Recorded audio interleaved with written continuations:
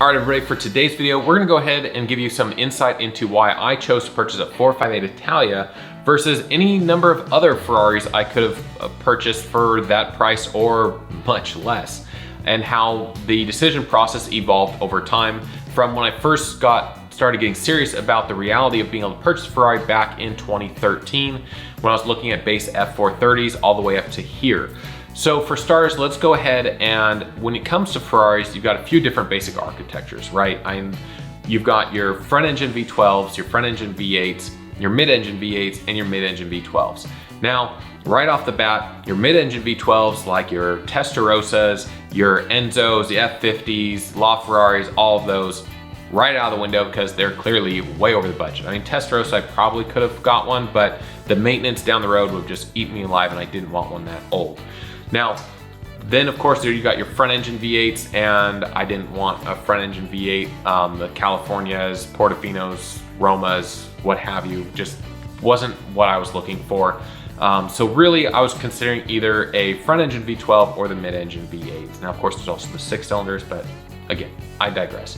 So I thought about a front engine V12 because when you're thinking classic Ferrari, they started with their front engine V12s. I mean, the 50s and 60s and 70s, I mean, that's really what Ferrari really focused on, was the front engine V12s.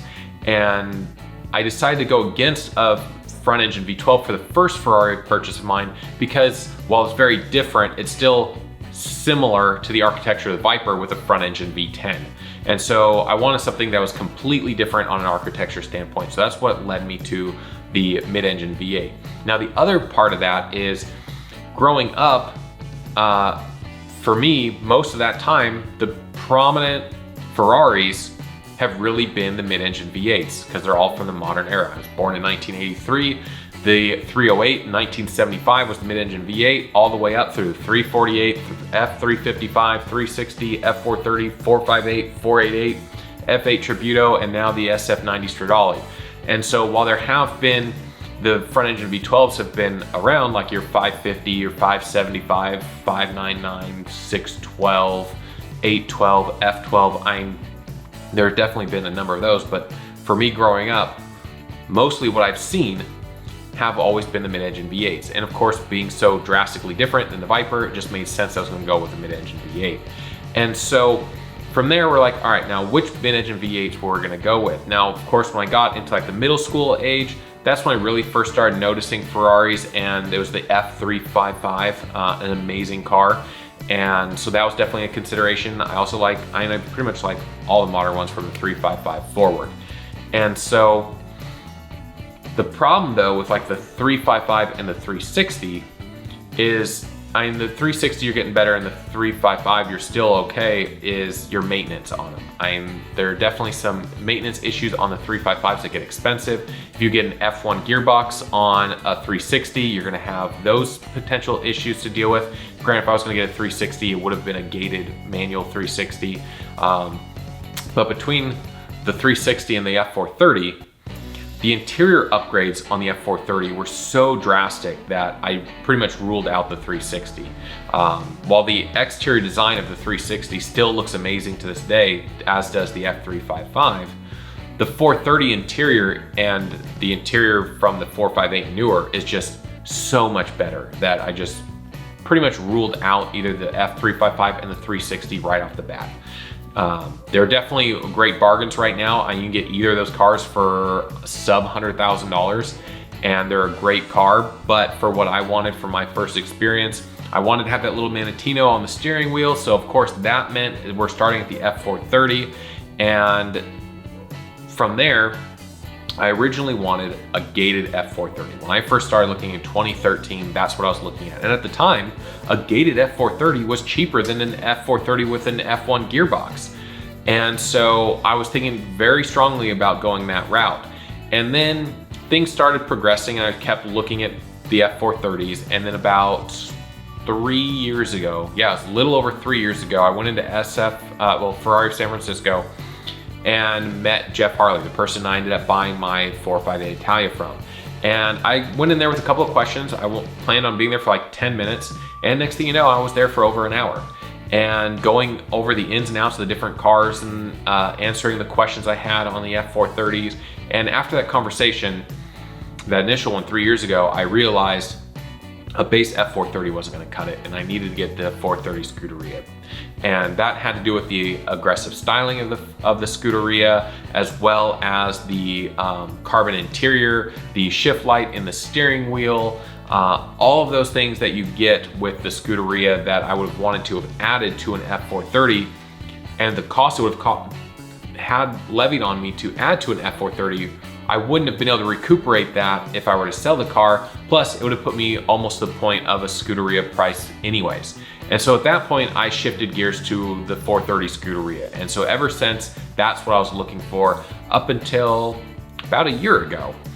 And at a year ago, prices on the Scuderia started to skyrocket. When I was looking at them initially 3 years ago, they were sub $200,000. I even went and looked at a Giallo Scuderia for $120,000, and I thought about it and decided not to buy that one because it was a previous exotic rental car, and so it definitely seen some aggressive driving and some abuse, and so I didn't want to deal with any potential heartaches with that. And so after having those conversations with Jeff and doing the more research and looking at cars, I not only decided I wanted the Scuderia, but to make it even more difficult, I wanted to buy it from Jeff at Ferrari of San Francisco. He was such an amazing salesperson, or an experienced manager as they are called, and I've never felt more welcome at a Ferrari dealership anywhere in the country that I've been to, that I was like adamant I was gonna buy a car from him as soon as I was ready. And so of course that definitely limited the market. Well, then of course the prices skyrocketed to over $300,000 now for a 430 Scuderia. And I was like, there's no way I'm gonna justify spending that kind of money on a 430 Scud. Because then you still have potential for maintenance costs that are just gonna be insane. And so we started talking, and with the way the market had been going, we're like, well, not much more than what I was originally looking at for a 430 Scuderia. I could either get a 458 Italia or a higher mileage 488 GTB. And so that made things very interesting. And Jeff had been trying to sway me towards the 458 in the first place when we first started talking 3 years ago, just because he knows these cars really well and knows, after all the discussions that we've had, what type of a person I am and what type of a car I want and the driving experience that I want. He knew that the 458 Italia was going to be perfect for me. And he definitely wasn't wrong. Now granted, we still haven't gotten more than a couple hundred miles on it yet because of the weather, but we'll change that here in the next couple of months. And so that definitely changed the direction. So we're looking at 458s and 488s as of the beginning of 2022, and we were still gonna be a ways off, and it was gonna be a while before I purchased one. But then of course, in June, I changed jobs, and that job change with the promotion, now we were at a situation where I was ready to pull the trigger on a car. And so we're talking to Jeff, and I told him, I was like, all right, at this point, if we're looking, because I always wanted a Giallo car. That was always in the requirements. I didn't want a red car. It was such a cliche getting a Ferrari in red. Plus, I'm not a red guy, and so I wanted the car to pop and need to be a bright color. And so that's why Giallo really struck me as the color to go with. And then I found out, of course, during my research that yellow is actually the official color of Ferrari, which is why the emblems are yellow and not red. And the reason why most cars for Ferrari associated are red is because in Italy, the Italian racing colors are red. So all of the racing Ferraris, as well as like your Alfa Romeos, are all red. And so people associate the race cars in the colors, they ordered red Ferraris. Me, I decided I wanted a yellow one. Now when it came to the 488 though, I was willing to consider either the Giallo, but as the primary color was blue Corsa. And that was, of course, because you know all my other cars are blue. And they finally offered from Ferrari factory a bright blue that really popped. And I just absolutely love that color. My wife loves that color. And I told Jeff when we picked this one up, I said, all right, it's gonna be a few years, but the next car we're gonna purchase is gonna be a blue Corsa 488 GTB for my wife.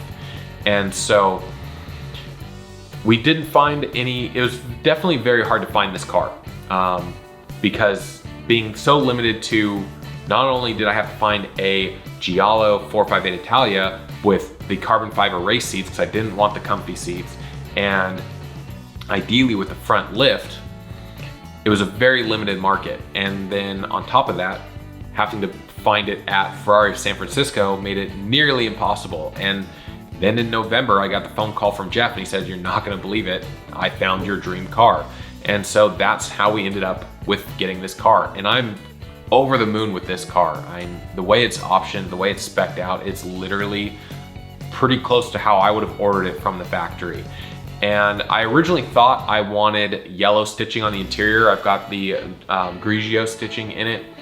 But after seeing another car, after purchasing this one that had the yellow stitching, I'm actually happy I've got the Grigio stitching in it, because it's just, the yellow is just a lot, especially with the center band down the middle of the seats. So I even more solidly planted in feeling that this is the right car for me, and really excited that I've got this one here, and can't wait to make more content about it with you guys and take it out on the roads and share it with all of you, because it is such an amazing car. It might be the greatest Ferrari from the modern era that is a mid-engine V8. There's definitely some people out there probably argue that the F355 fits that bill, but I have to say, with the way the interior's done, the exhaust note, the performance, the styling, everything just overall, it just has a nice bow on the package, and it's an amazing car. And couldn't be happier with how my journey to going from initial thoughts of buying a Ferrari to actual purchase, how that evolution has transpired has gone. Couldn't be happier with the end result, and I know it's just the first of many in the future, so stick around for the journey as we go and expand that collection over the next years, and get more cars to share with all of you. Of course, I'm a little limited on space in here. I can get another lift in here, which I think I might do here in the not too distant future. But after that, we're gonna have to go ahead and expand into a bigger facility to go ahead and start storing all of these cars.